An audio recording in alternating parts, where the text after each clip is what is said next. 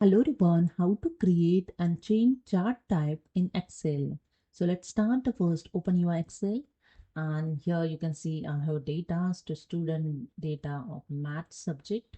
So here I select the first entire data, then go to the insert tab. In charts group, I click on this column chart and select this 2D column first chart. And you can see the column chart here insert with the chart design tab and format tab here added.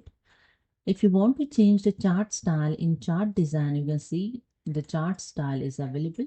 So here I select the one chart style. See the changes over here. Your chart style is changed. Now I'm going to change the chart type.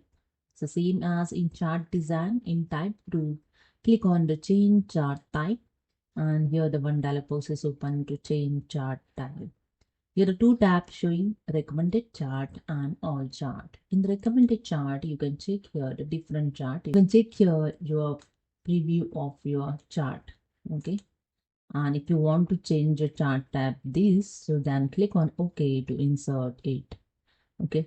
Then in all chart, you can select here the particular chart. You can check the preview here.